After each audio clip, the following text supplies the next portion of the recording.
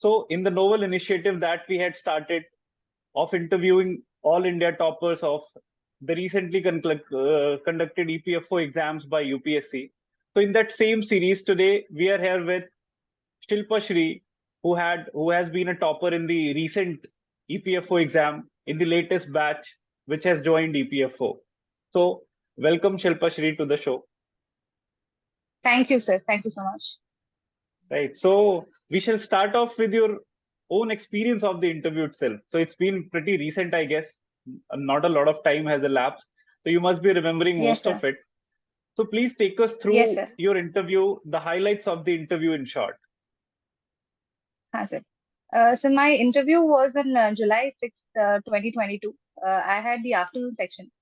So I remember I was the last candidate to give the interview for that particular day. So I thought I'm the last candidate and then they will be leaving me early, but the interview went for almost about 30 to 40 minutes. And the interview was usually based on my DAF and also some questions related to EPFO, the labor codes and all that. So interview was mostly on the expected lines. Okay. So now let us get back to the preparation phase, where it all started, when you decided that, well, you're going to now start preparing for the interview, and how much time did you devote to your interview preparation, and for how long did that continue? Please take us through your journey of interview preparation precisely. Sir, our batch per se, the interview dates, they kept on delaying.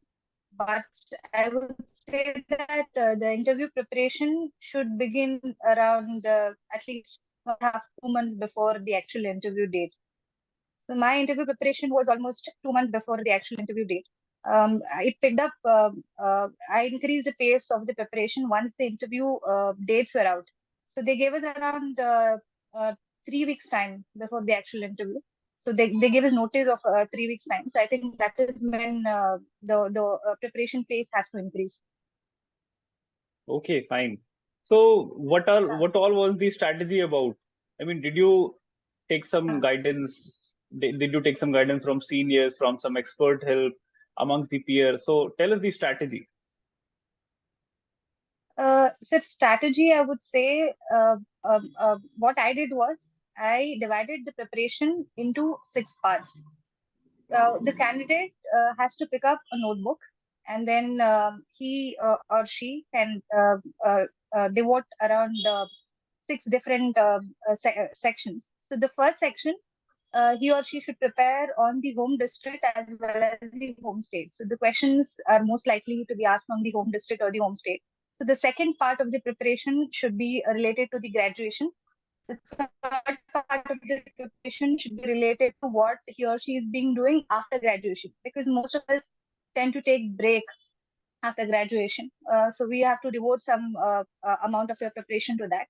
And then the fourth part, you'll have to prepare the questions related to EPFO. The fifth part you have to dedicate to hobbies and extracurricular activities. And the last part is current affairs. So it is important that you divide your preparation accordingly and then start the preparation. So that is what I did. Oh, so you have beautifully divided the thing for our, candidates who are now aspiring and who are appearing in interview into 6 parts.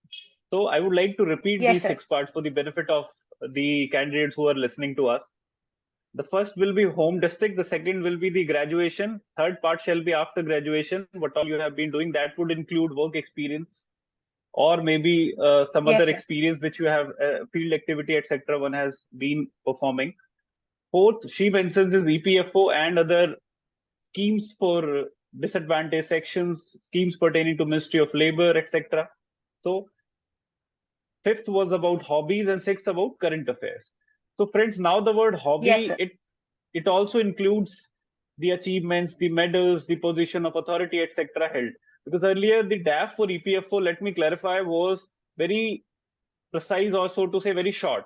But now they have increased the length and depth of the columns that were there earlier.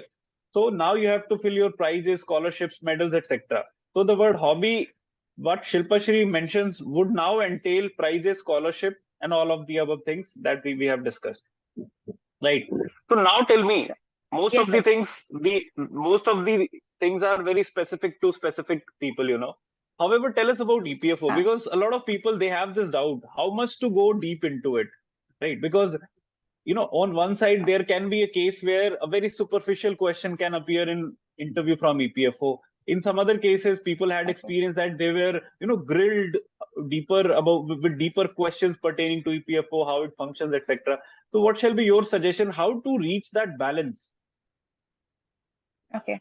So first of all, EPFO, the functioning of EPFO is dependent on the EPF and MP Act 1952. So a candidate who's appearing for the interview should know Employees Provident Fund and Miscellaneous Provisions Act 1952, the basics of the act really well.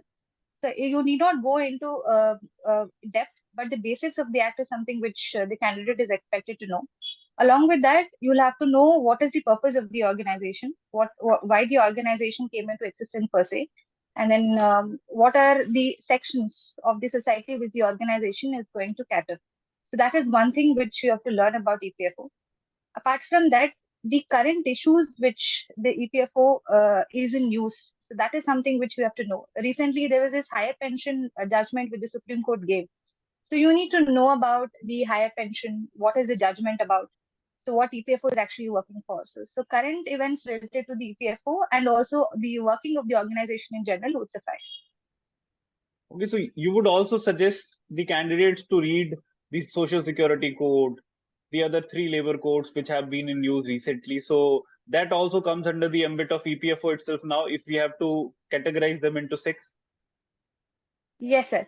So one thing I would like to mention, there was a confusion between the candidates whether to read the new labor codes or the old ones. So this was the confusion which we also had. But then I must mention that in my interview, the actual UPSC EPFO interview, I was asked the old labor laws. So which I was not able to answer, in fact. So I suggest the candidates to know the new labor codes and also the old labor laws, not in depth, but at least in general, you need to know some points about the old labor laws also. Right. So what they can do is, a suggestion that I would add here is that you can download the piece of legislation from the PRS Legislative Research. In that, there is generally, you would get a summary of all the legislations individually. From that, you can read 4 or 5 salient features, 4 or 5 salient points, and that you can, try to repeat or maybe summarize in your head, and then try to get into the interview room, so that you don't draw a blank when you are asked about the labor laws, like Shilpashree suggested. Yes, sir. Okay. Yes. So this was one part. Now tell us about the importance of communication skills in your opinion. And suppose if a student feels that he is good on knowledge, he has covered all the bases when it comes to knowledge, he or she lacks on communication skills. So how do you suggest one should approach if one has 1.5 months of time now?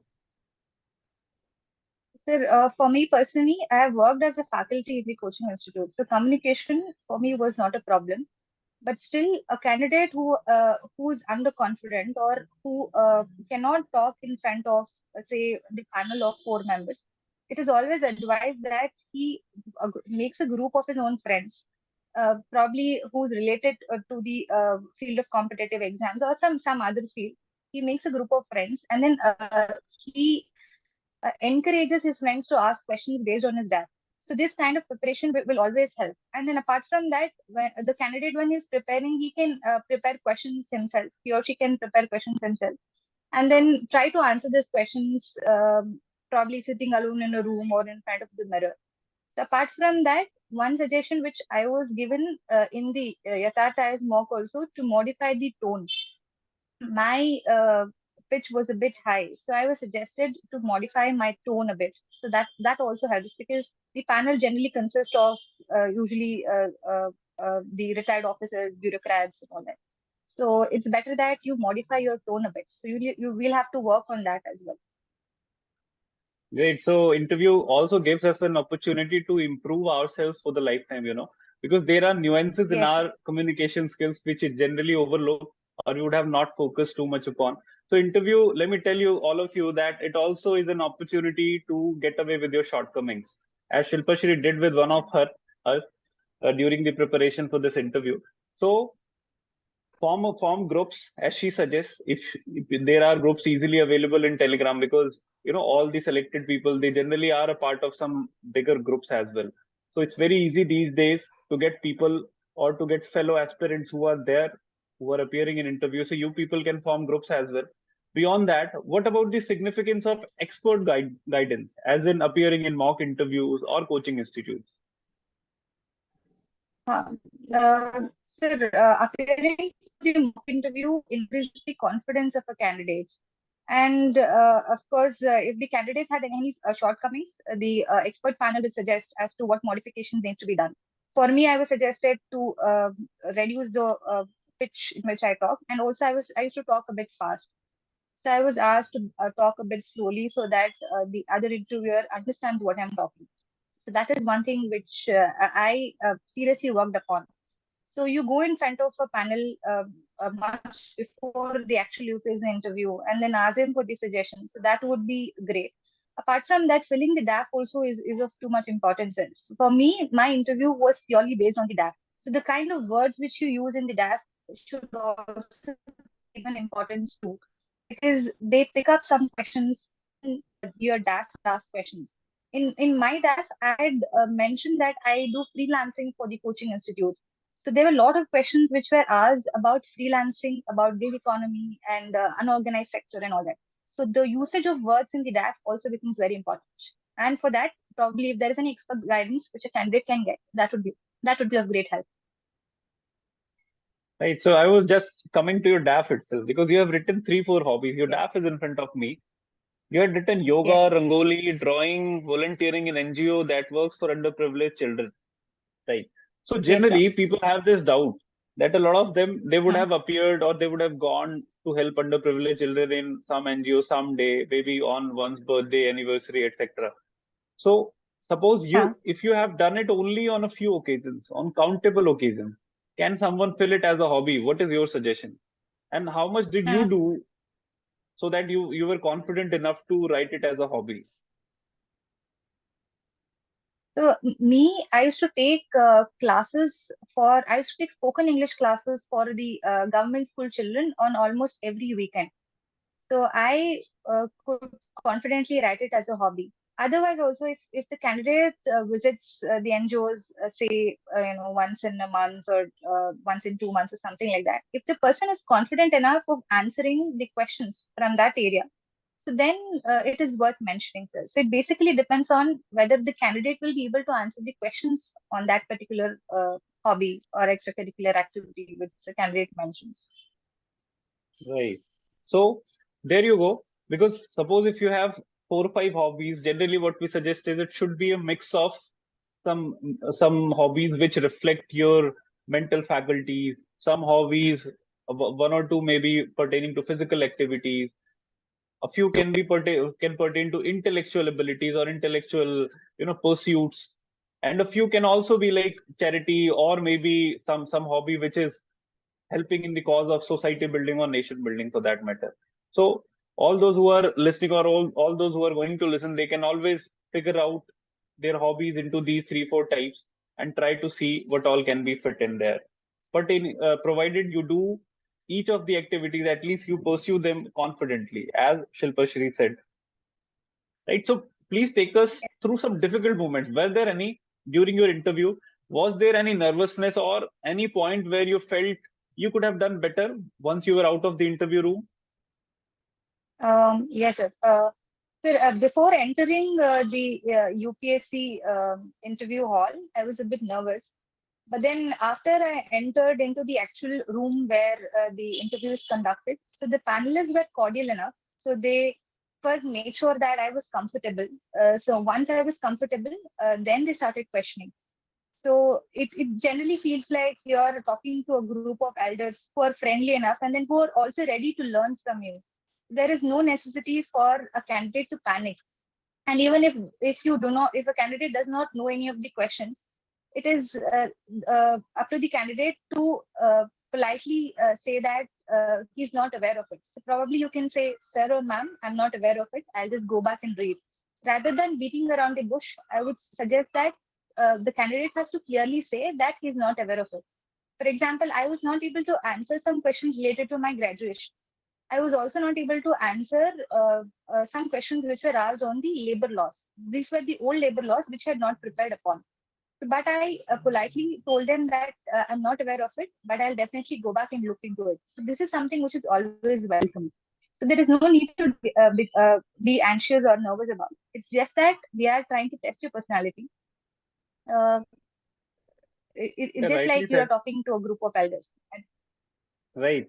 So yeah, brilliantly stated. And at the end of the day, if you think you have slight dilemma whether to be honest or try to take the statement through, try to be honest, because it's best to be honest in front of elderlies, in front of experienced retired bureaucrats who have a grasp over this whole process that they have been performing for 10-15 years at least. So don't try to bluff, as she suggested. Beyond this, tell me what all were the questions pertaining to your home state. Like you mentioned your home state or home district amongst the first of the six subheads that you Yes. divided your whole interview preparation into. So what all were types of Yes. questions from your home district, and what all aspects do you suggest aspirants to prepare when it comes to their home state, home district, or native place? Okay, sir. Sir, I belong to Bangalore, Karnataka. So there was one of the panelists who started asking me about the IT sector of Bangalore. So they asked me why me being an engineer did not get into the IT sector. So I have to justify in front of them as to why I did not choose IT sector, and I started preparing for the competitive exams. So that is one thing which they asked me about. So there was this issue of flooding in Bangalore, which had happened recently. So that is one question which they also asked me about. Coming to Karnataka, so they had asked me about the hijab issue which was happening. So what I suggested candidates is that try to know something about your home districts, what it is generally popular for, and also what are the issues which your home district or home state is facing. So that is something which a candidate has to cover, the history of your particular home district and home state. So what is it usually popular for, and also some of the issues which are happening in your own state. So that is something which I would suggest. Okay.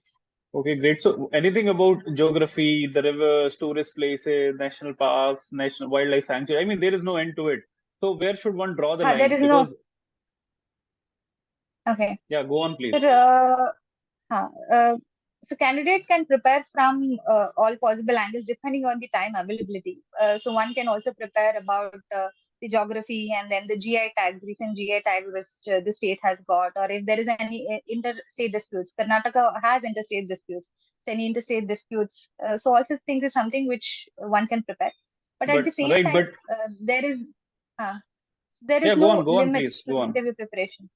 There is no limit to the interview preparation, sir. One has to restrict. And then Yeah, equal importance should be given to all the six parts which I mentioned. It is not that you just go on doing one part and then neglect the other.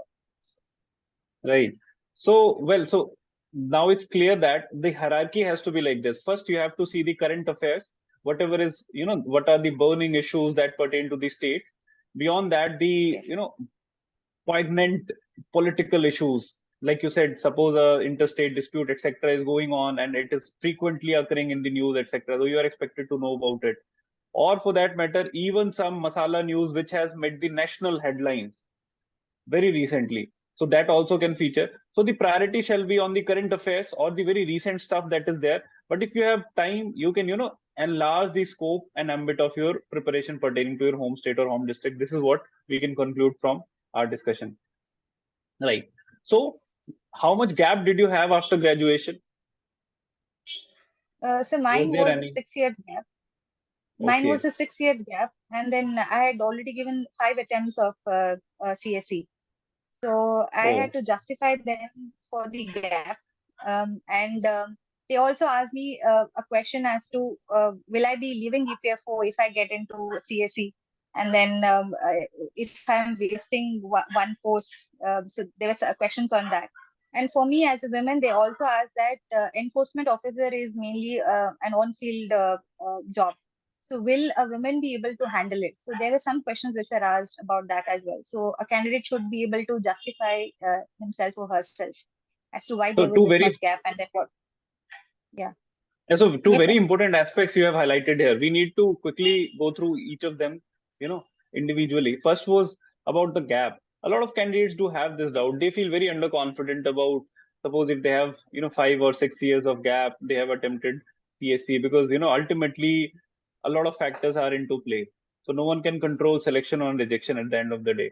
So what will be your message to the aspirants? Suppose they have a long gap, like 5 or 6 years, how to take that into stride and appear in the interview? What kind of replies they should give, and what should be their outlook while handling those questions? Sir, even the panelists know how competitive the civil service exams are. So everybody understands the pain of an aspirant. So there is nothing to be shameful about if a person has gap of 5 years or 6 years after the graduation. So a candidate should be confident enough to tell what the person was doing after the graduation, and then you can be very much frank as to what you've been doing, even if you're not been working, and even if you're into full-time preparation. Probably you can justify in front of the board that you've been into full-time preparation, or you've also been trying for some state civil service exams, and then it also proves in front of the interview board that you are that kind of a person who has never give up attitude. So it's important that you take things in a positive direction. You need not take that as something negative. In fact, it's a positive thing.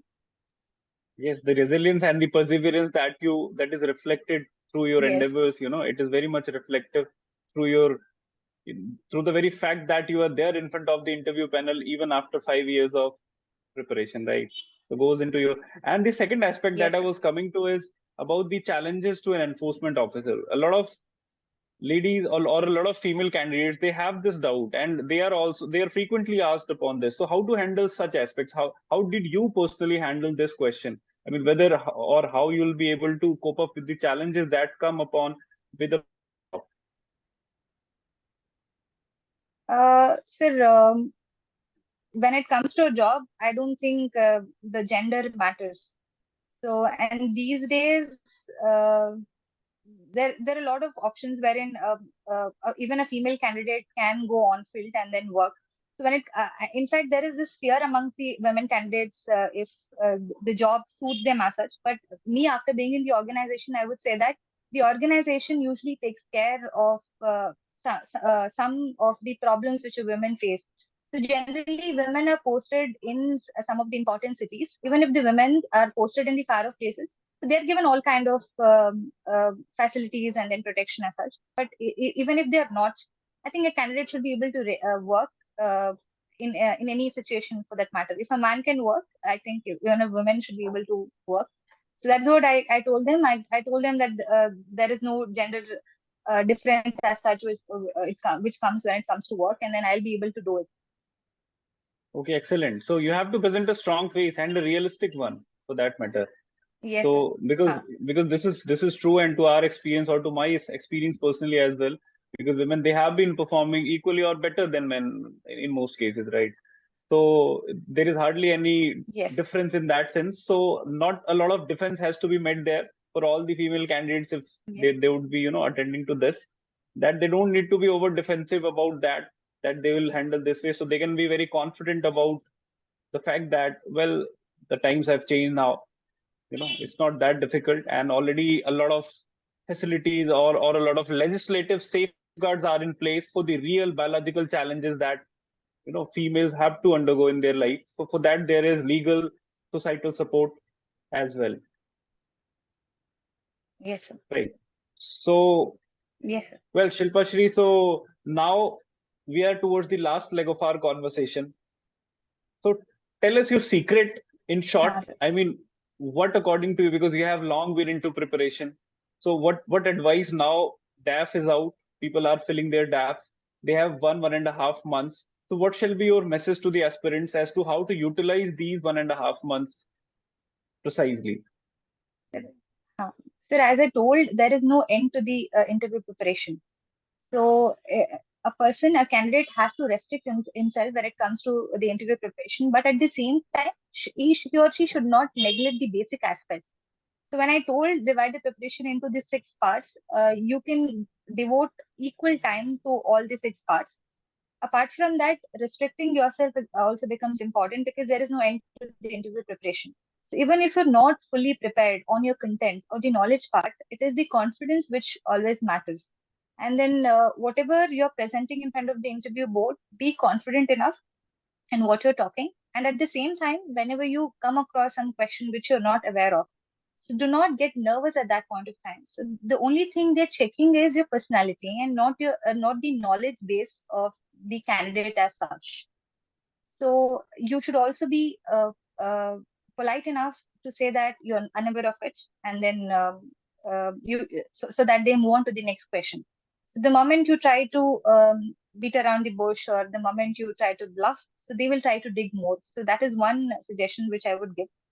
And in this 1.5 months time which the candidate has, I think it is important to take the mock interviews, and also to work on the suggestions which the expert panel suggests. That is one thing which a person can do.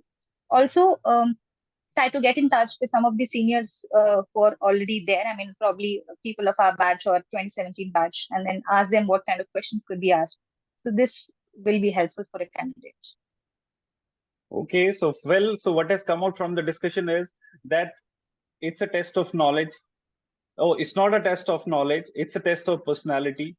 What matters is your equanimity, your calmness, your ability to weather the storm, your ability to remain cool-headed in difficult circumstances. The atmosphere is going to be friendly. They are experienced, old, mature people. And in that friendly atmosphere, you might be grilled on one or two aspects, but you don't have to lose your calmness. Use your time well, keep taking guidance. And with that, we can end today's session. All the best from our side. Thank you, Shilpashree, for being with us. Thank you so much, sir. I wish all the candidates good luck for the upcoming EPFO interviews. Thank you so much. Thank you. Thank you.